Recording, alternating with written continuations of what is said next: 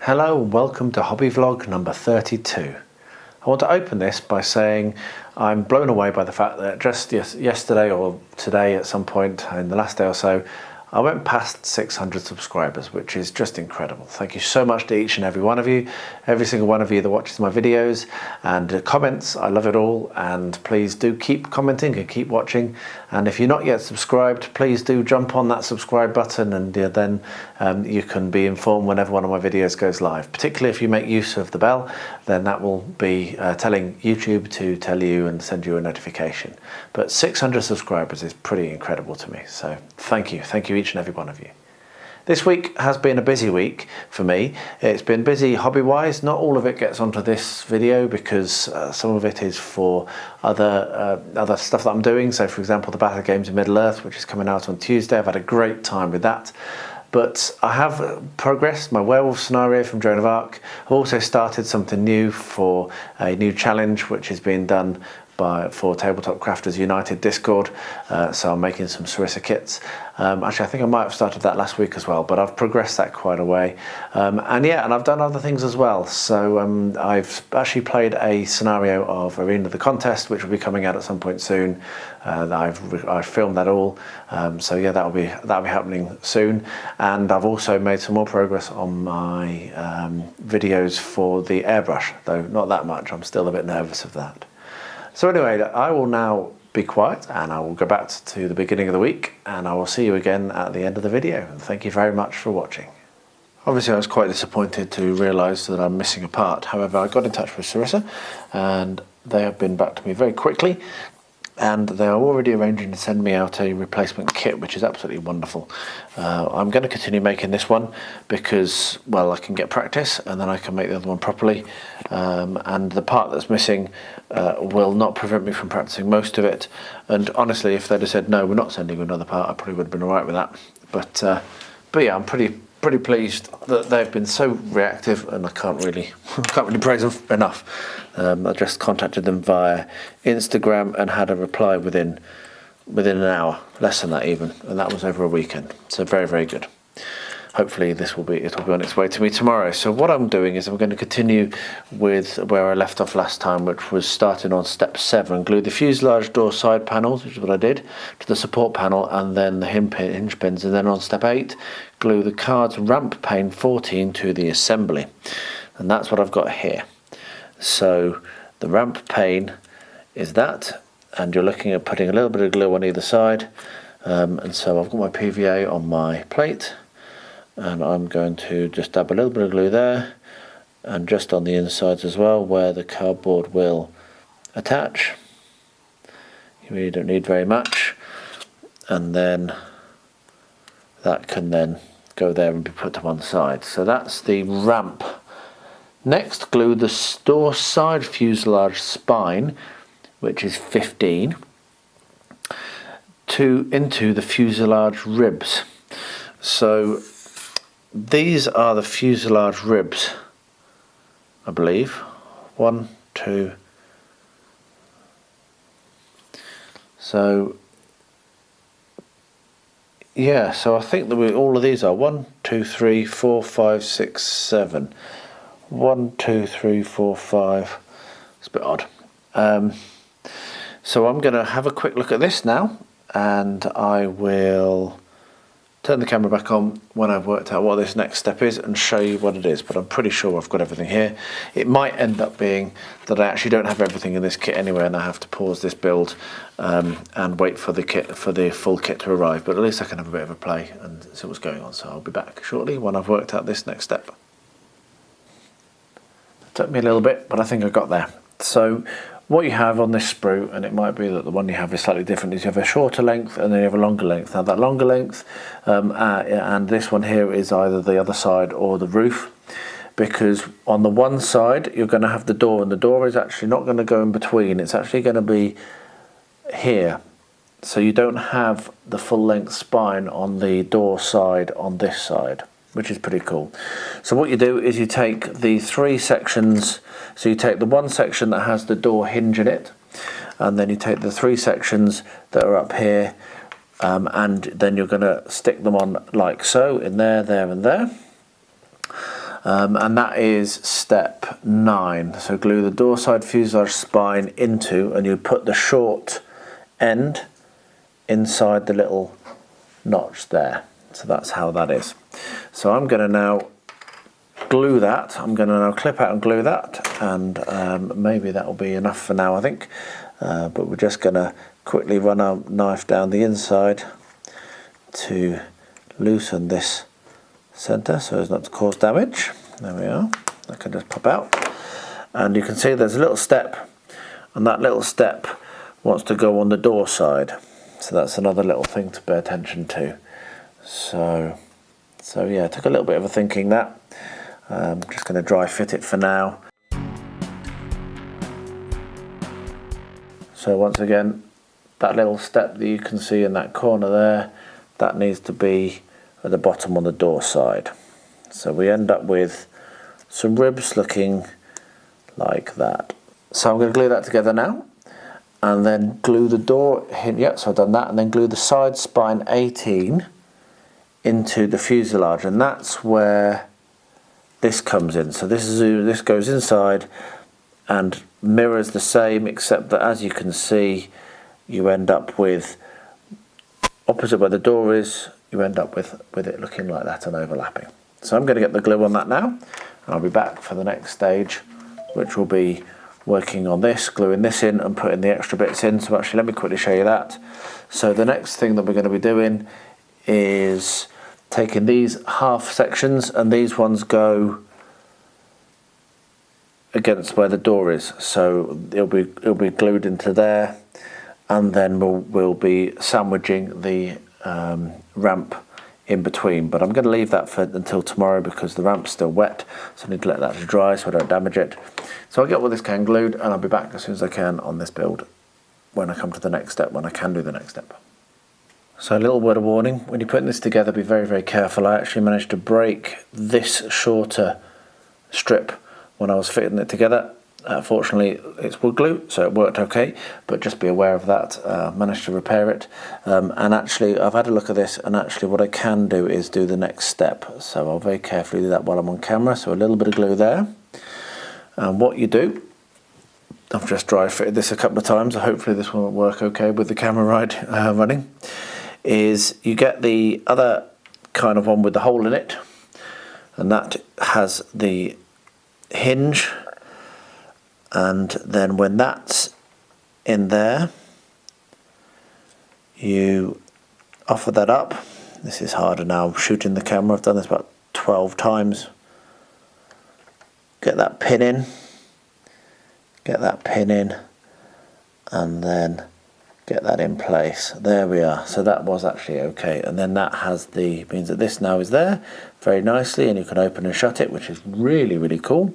I'm going to leave that up just so that it gets the spacing correct, and I think that now is going to be a good place for me to pause. It's also getting quite late, so I'll be back with the next step probably tomorrow. I'm actually starting to enjoy this build. I'm really looking forward to seeing what it looks like when it's done. So yeah, I hope you're enjoying it as well. After quite an interesting time putting Rosie down, I'm finally at my bench. It's joyful being a father, isn't it? So let's see how far we can get this evening on this. I would very much like to make quite a lot of progress, certainly in getting this fuselage together and maybe in assembling some of the other sub-assemblies. So where I got to before was I've got the ramp working, as you can see there. And so now I'm going to do the next step in this, which is taking these kind of half fuselage sections, and these go in to the gap slots there, if I've done that right, and slot in like that. I may need to do a little bit of trimming because it looks like maybe I should have done these last night while I could still move the rest of the. There we are. I had it upside down, that's why that didn't fit. So that slots in in there nicely. There we are, like so, you can see. And the other one looks like I might have a little bit of strife because I might have not quite positioned it correctly, but let's see. Yeah, I might need to do a little bit of trimming on that one, but that's fine. No, perfect. Good, that fits anyway. Right, so let's get some glue on that and put those in place, and then we can move on to the next step. Dry fitting is great until you have to try to remove them when they're actually quite tight fit. Like so. There we are. Right, so a little bit of glue in that slot there, and also just up and around because you may as well. There we are. And the same here. Okay. So, like I say, the shorter goes at the bottom, obviously, and the longer goes at the top. And trust me, when you're building this kit, you can't really do it any other way.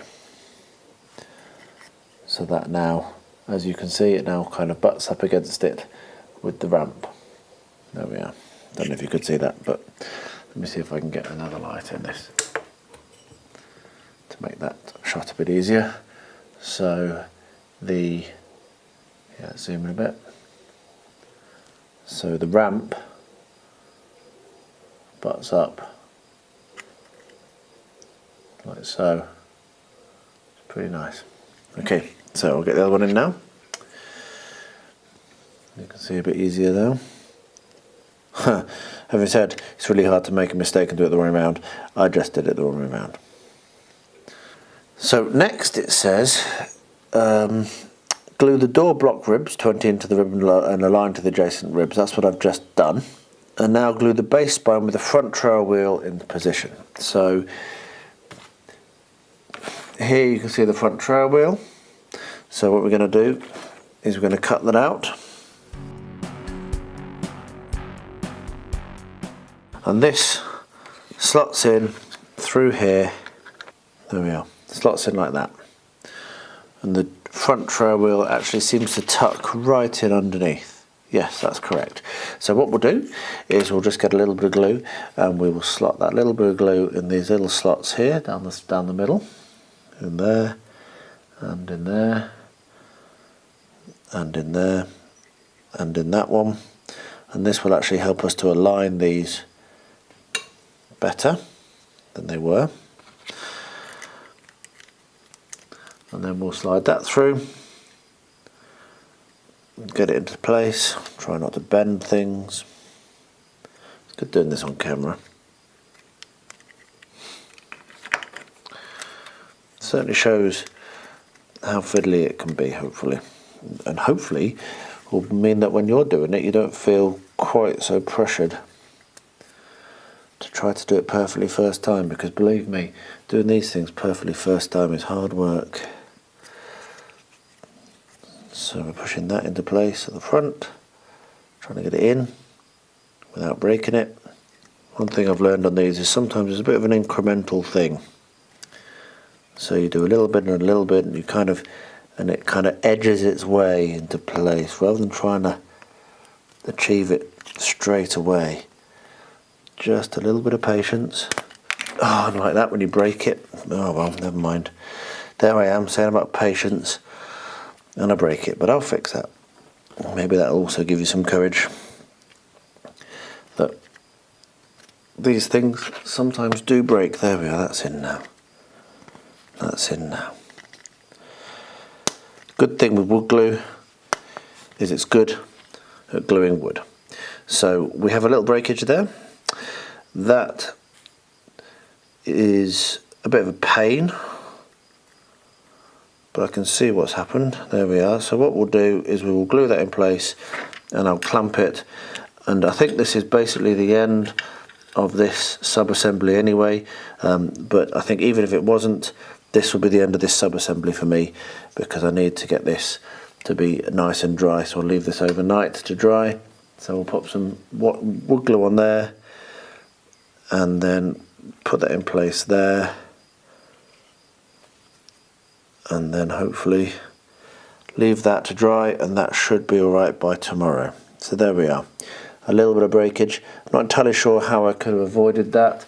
That was very, very fiddly to try and get this tail wheel in. It kind of slots in a little bit. It's hard to show. I'll try to show it, but it kind of overlaps and returns back, if you see what I mean. And that was why it broke, because it actually does hook over this rib.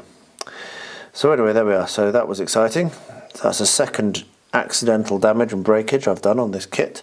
But hey, that's how MDF is sometimes. So I'm going to pop that sub-assembly to one side and then pick up the next one. So I'll pause the video, make this safe, and I'll be back very shortly. Having said that, I actually think I'm going to have to do one more thing on this sub-assembly, because this isn't the final thing before you put it to one side. I'm actually going to need to stick the roof spine in as well, just to make sure everything is aligned, because I can see that I don't have perfect alignment at the moment, and if I don't do this now before it dries, then this will just cause me pain when I come back to it, because things won't actually align as I say. So what I'm going to do is carefully, if I can carefully do it, I'm going to position this rib assembly, roof rib assembly, and then I'm going to put it to one side to let that trail wheel glue in place correctly. I'm going to take the wheel out of the way for now, so I'm not worrying about breaking it. And this is the bit that was potentially a little bit misaligned, and this could be why my wheel broke. Because I'm having a bit of trouble again here now. This is fiddly. I'm getting everything else right. Everything else is going in right, but this double one is proving quite a pain.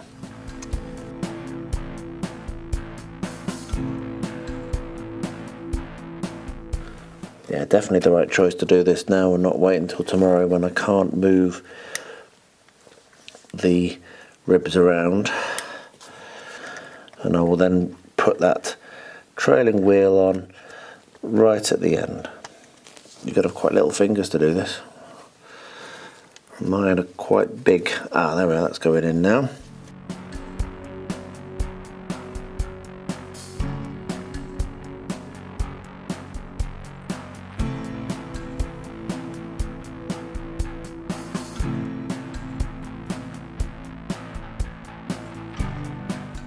That was as hard work as it looked, and now I have to put the floor in, and then I believe I can then leave this sub-assembly until I put the actual skin on, which I'm not going to do until I've done some painting, so that can wait, because I'm going to paint the inside of this. So I want to practice that as well. This has been quite a difficult build so far, but it's also probably one of the more complicated kits that I've tried to build from them, so I suppose I shouldn't really be that surprised. I'm enjoying it though. So there we are, so we have that, and what it says is you slide this in and then, so slide the floor 24 into the fuselage frame at an angle. In the diagram below, when located, lay flat and glue in position. I like how simple they make it sound. So what they're saying is you slide it in like this,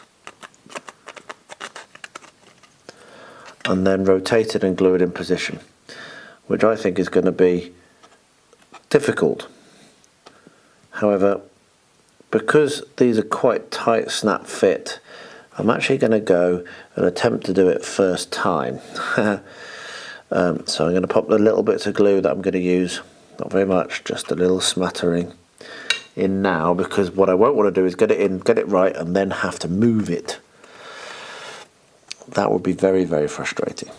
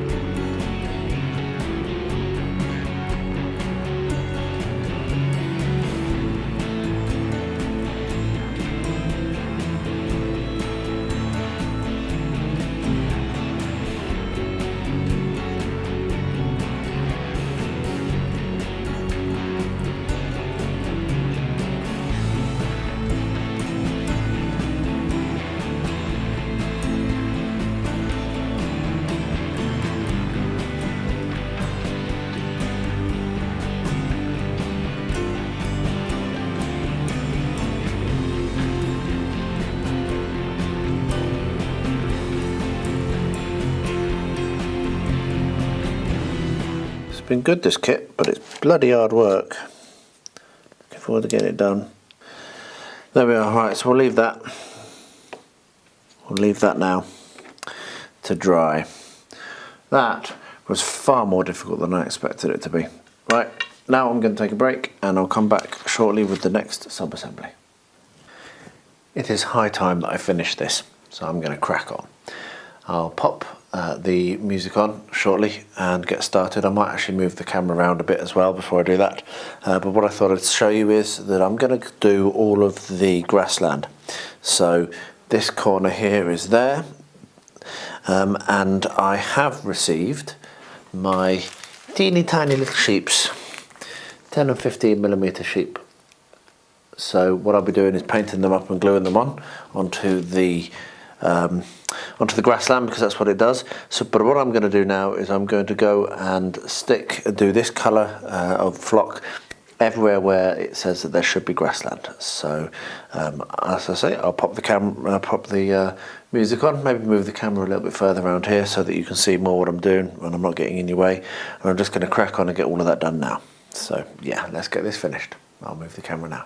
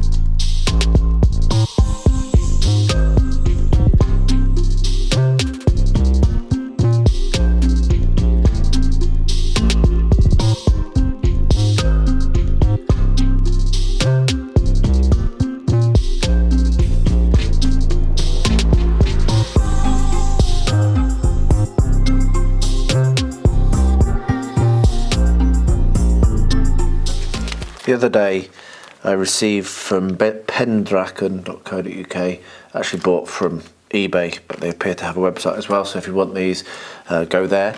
I received some 10mm and some 15mm sheep, which are going to be put onto the grassland or the whatever on the Joan of Arc board.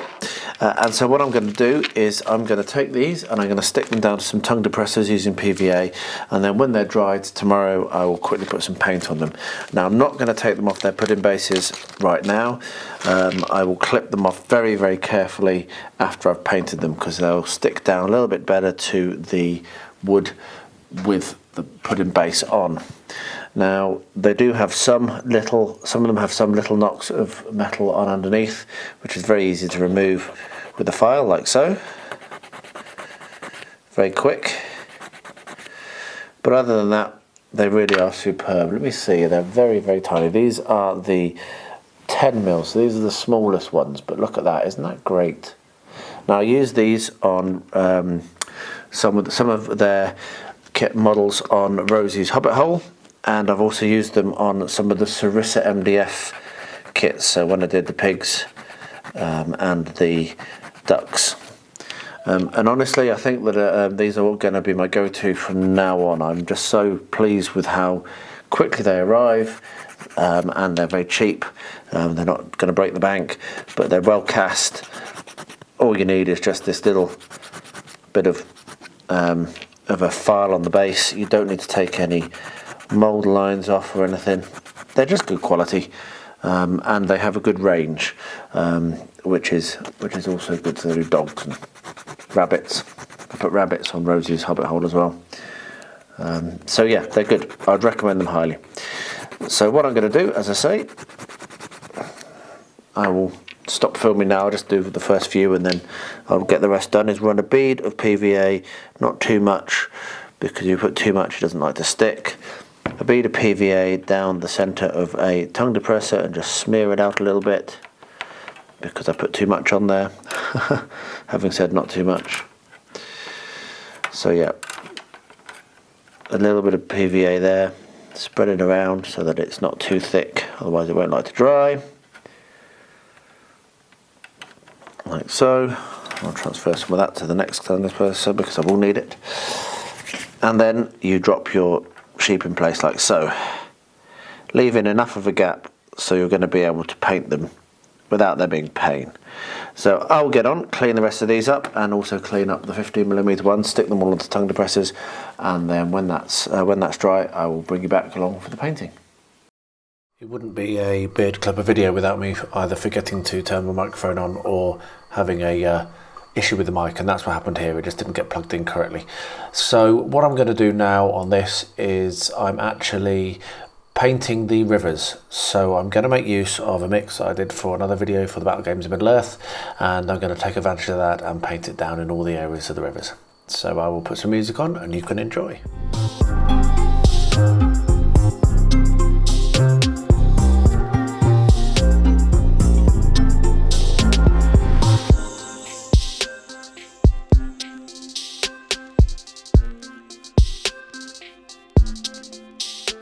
My sheep are nicely dried onto their tongue depressors or ice cream sticks or whatever, and so I know I am in the process of getting my airbrush ready, but I'm not quite ready yet to use it for the first time. So I'm going to just use a hairy stick as I normally do to paint on, as I normally do the primer. Sorry for the arm going across then. My water was not in the best place. So you can, and I have brush painted this on for a long time now, because I haven't been brave enough for the airbrush, which I'm slowly but surely building up to, and I hope people who are watching this are also enjoying that series. So yeah, so we're just going to put grey primer on each of these sheep, which will take me a very short amount of time, but longer than it would do if I had my airbrush going. So yeah, the sooner I get that working the better, and then once these are dry then I will paint them white and black and what have you, and then I can start to stick them on to where I want them to be. So I will get that done. There's no point in keeping the camera running because yeah, it's just this over and over again, And I'll be back on this when I have done the priming and I'm ready to actually apply the colours to these sheep. Yeah, that's 2, so you can work out roughly how long this is going to take me. So we're going to carry on with this, and I'm only going to argue a bit about what I'm going to do. Part of me wants to potentially prime the fuselage because I have some grey left over, so what I might do is prime that and then let that go, and then I might come in so then I can paint it properly. So I think I'm going to do that just to use up the grey paint that I have, because I do want to paint this nicely. I think that because this is the damaged one that came without the correct items, then without the correct bits on the front, I think I'm going to do this as a crashed kit, and I definitely am learning. So what I will do for the next one is potentially even glue down some card over and cut out the card and glue card on top of this this base here, and so I can texture it a bit better and get rid of the tab holes that we've got. But yeah, I'm gonna just put this primer on just because I've got it, and I may as well use it because I've got nothing else to use it for. So I'll get that done and I'll be back when I've finished using up the stuff I've got on the palette. I've used up that paint. Whether it was a good idea or not, I don't know. I've had some ideas for the flooring inside the plane, which I will explore and tell you about when they're a little bit more advanced in my head. So for now we're going to carry on with some assembly, and the next steps, which is steps 21 through 25, is the tail assembly.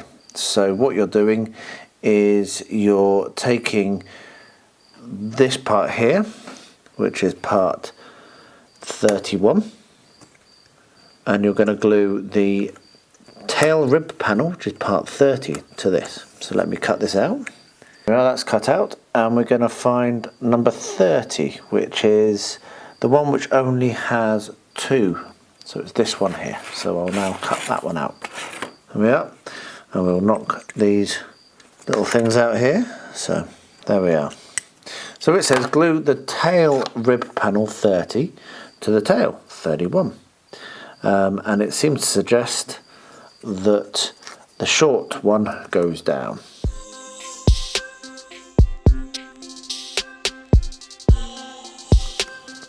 So you're looking at sliding that through. It's a bit tight, just like that. Next, glue the docking tail rib 32, which is this one, on there. So I will cut that out. And for this one I am going to put some glue on before the fact, just a little bit like so, and then spread it around to make it a join.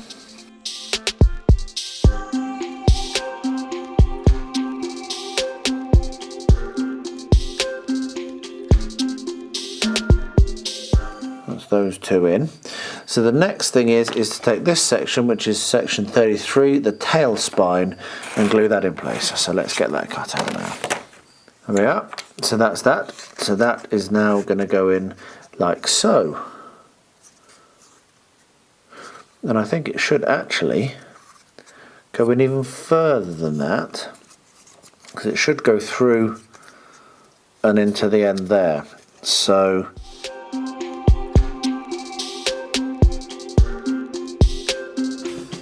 there we are, like that. Goodness me, that's going to be quite tough to achieve.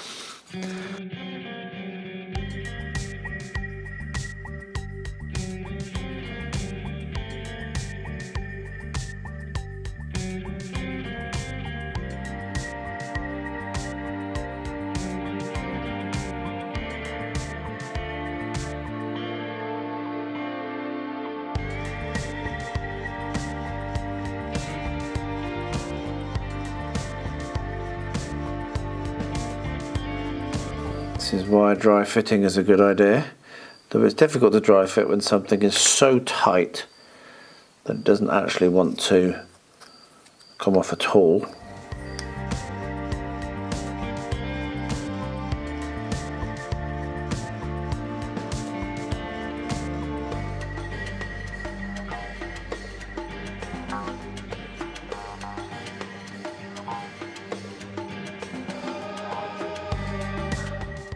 I'm going to get my metal file. I'm going to file this tab down. I probably should do that anyway as a matter of course, is file down those things. So let's see if that makes that a little easier. That goes on a little bit easier. But not that much. This is not easy, this kit.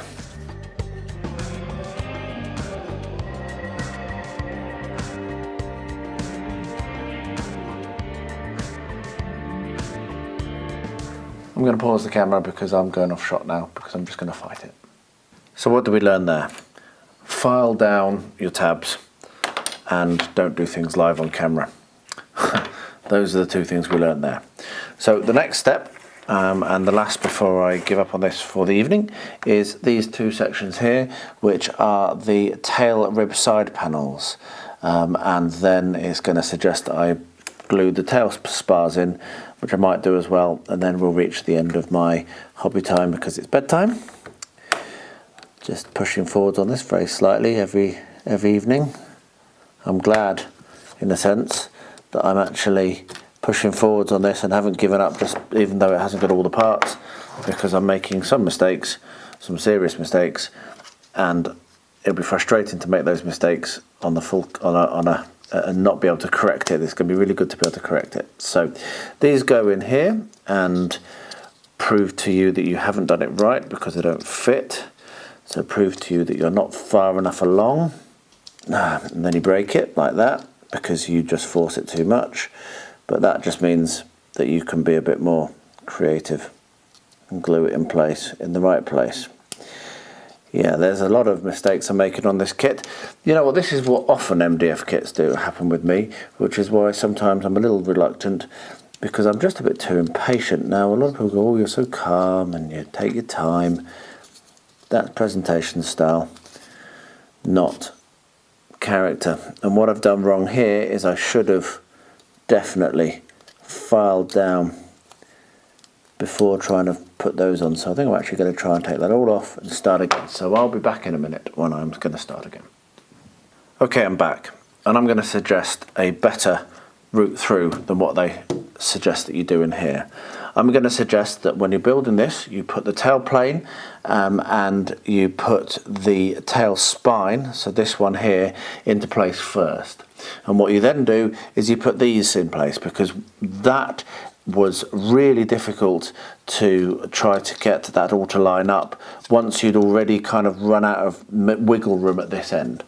I'm also going to suggest that you clean up the ends of the tabs with a sharp knife or with a or with the file like I've shown you. So I'm just doing this now with a sharp knife, because then you're not going to be forcing things, and when you force things you break things. So this is a really valuable lesson, and does just go to show that just because someone's got a YouTube channel doesn't mean they're not an idiot, because yeah, that was pretty rubbish, basically rubbish hobbying, rubbish in, rubbish out, as they say. Is he still doing a channel? I used to like him. Yeah, so trim down your tabs so that you're not forcing things, and I think it's better to put these side ribs in place before you try to put the end on, because if you try to put the end on and you do what I did and you screw up, then you're going to be sad, because it just isn't going to work properly. So now that I've done that, this should slide on a lot better. It's actually a bit damaged because it was quite difficult to remove, because the wood glue had already started to dry. But with these now holding these two into position, I can now push that into place, if you see what I mean. And if I've missed a bit of cleaning, so pull that off again.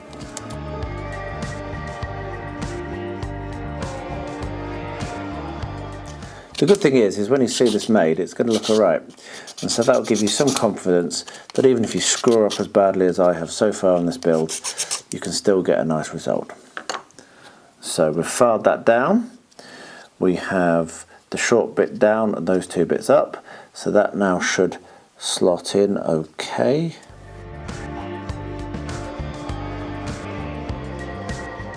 Applying point pressure helps. like that. There we are, that's much better. So now we can push this one on as well, which should now be far less painful than it was. Should, he says. There we are. And again, point pressure. And now I can glue that in correctly. Just a little bit of PVA will hold that in place. And that whole thing is much stronger. So yeah, so I would suggest that you don't put these front plates on until you've got this structure in a shape that you're happy with. So we will now put the other one on. I'm going to put some glue on and clamp that as well. But we will now get the other side spar and put that in place. That has been a far more difficult evening of hobbying, doing this bit of particular kit than I expected it to be.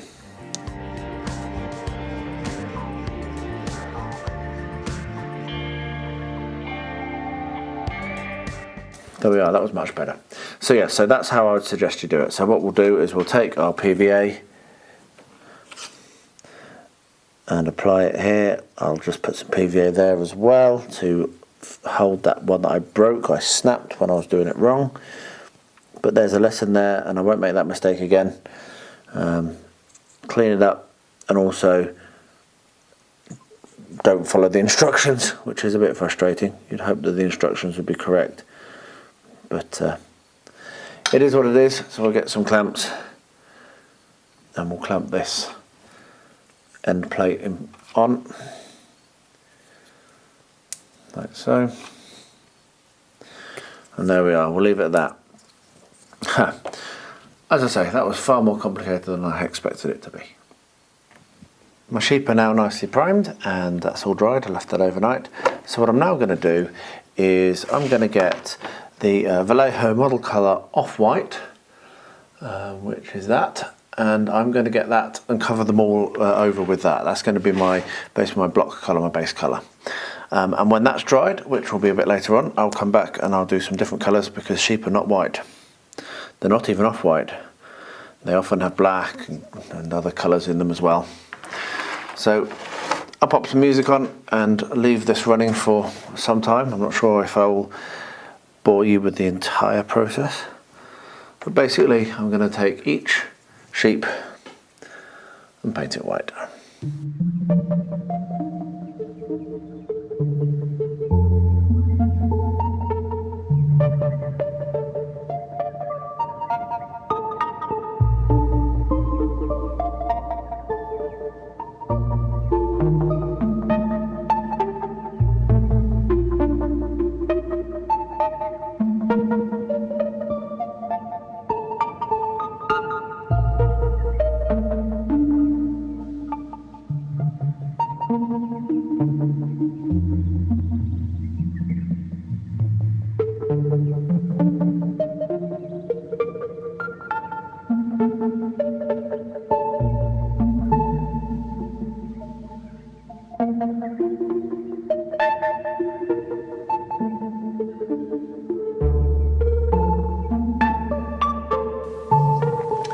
Well, there we are. That's all the sheep painted in off-white. So I'll let that to dry and then I'll be back in a bit to do the next colour, which I don't know what it will be. I'm going to work that out now. I'm going to finish off the boggy area now, and I'm going to do that. First of all, I have some, these are bristles from a paintbrush, when that focuses. Focus, there we are. And what I've done is I've just put a little bit of masking tape around the base so that when I'm cutting it they don't actually fall to pieces, because I'm going to cut them quite small because this is a very small scale. So my plan is to use my tweezers to pull a small amount away, okay, and then I can, it's a good thing I'm nearly ambidextrous here, not quite ambidextrous. This is going to be a little bit messy, but then I can snip just a small thing. The rest of them stay together. I have a small quantity here now which I can now glue in, so I will get a dab of my PVA, drop that where I want it to be, like so, and way too much PVA, so I'll put that over here for the next one, and I'll drop that in there like so. And there we are, we have some reeds. So I'm going to go through and I'm going to do that now, and then when that's done and when they're dry, it'll be a case of putting a little bit of water effects, so either the clear nail varnish which I showed before, or just PVA or whatever. But yeah, so we're going to do that, stick some, not very many, because obviously we need to be able to still put troops on this, yeah, it'll be a bit annoying if I do this and then you can't actually set any troops down. But we're just going to do a few around the edges, and then we will do the water effects. So I will get this done like that, and I will be back when it is finished. So my rushes are dried in place now and looking very good. What I'm now going to do is just a little bit of an experiment. This is partly what this build is all about. I'm going to make use of the white nail polish, and I'm going to put that in to make it look like, well, it's going to be glossy, isn't it? So I'm going to put this in as a little bit of dampness. Mainly I'm going to do it over where I've got the flock, because I'm also going to come in later and put some more paint, some green bits of paint, so that it looks a little scummy. Now, I've used this stuff before and I can't remember how well it worked, so I thought I'd just try it again on this, because if it doesn't work then it's fine, because it's been sat on my shelf for such a long time. But I think it should give it a bit of a gloss, a bit of a glisten, and ultimately that's all I'm looking at achieving here, is a bit of a gloss and a bit of a glisten. So there we are. We'll stick the bit of clear nail polish, and we'll see how that looks and if that actually makes a difference or if it's completely pointless. If it doesn't work, then I'll come back in with some proper boat varnish or something like that, like I'd normally use. So there we are. Let's let that go off. The next and near enough last thing to do on this is static grass on all of these darker green areas. So I have myself here some autumn 2mm static grass from Luke's APS, from Geek Gaming. What I'm going to do is I'm going to glue that all in place over all of those areas, so all of these dark green areas. So I'll pop some music on and I'll get stuck in.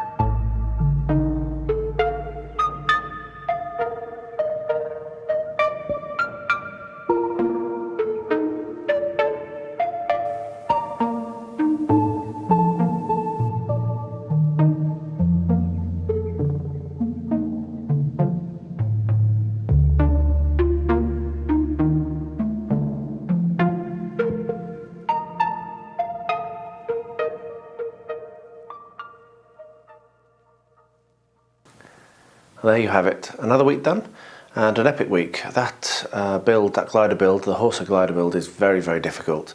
And that was a long edit, which is unusual for me. I don't normally do much editing, I'm sure you can tell. But that took me quite a long time yesterday evening to get that done. And so I think I'm going to just cut this off now, and I won't do anything on Sunday. I'll just take a bit of a rest, because yes, that exhausted me.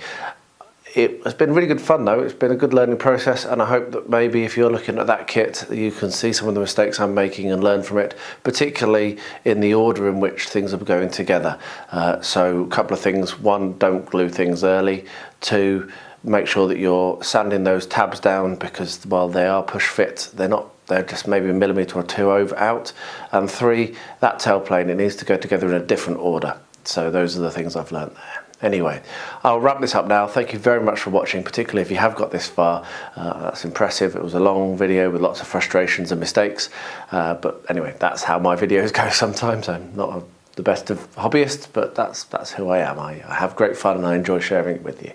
So yes, thank you very much for watching. Don't forget to subscribe. Don't forget to ding the bell. And last, but very much not least, thank you so much for watching. And please stay safe, stay well, and stay healthy.